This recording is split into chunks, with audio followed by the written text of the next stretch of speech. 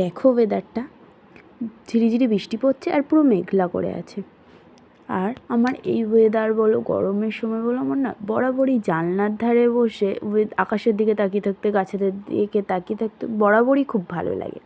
আর একটা জিনিস দেখো, আমি না প্রচুর জামা কাপড় কেচে ফেলেছিলাম আজকে, কারণ আজকে ছিল ছুটির দিন, তো সেই কারণেই আমি জামা কাপড়টা অনেক বেশি কেচে ফেলেছি। আর তার উপরে বৃষ্টি শুরু হয়েছে, ঝিরিঝিরি বৃষ্টি পড়ছে, খুব জোরে অবশ্য পড়ছে না, তাহলেও আমার মনে না কোনো আক্ষেপ নেই, কারণ যেই গরমটা পড়েছিল তার থেকে বৃষ্টি অনেক ভালো।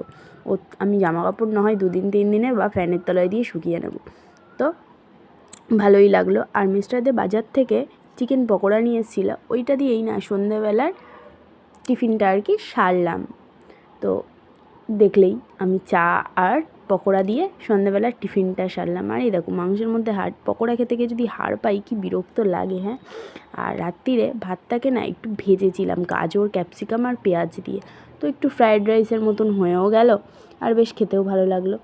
তো আজকের মতন ভিডিওটা এখানেই শেষ করছি। দেখা হবে তোমাদের সাথে পরের একটা ভিডিওতে। ততক্ষণ ভালো থেকো, সুস্থ থেকো, টাটা। আর হ্যাঁ, চ্যানেলটা সাবস্ক্রাইব করতে কিন্তু ভুলো না, লাইক কমেন্ট অবশ্যই করবে। তো চলো, টাটা।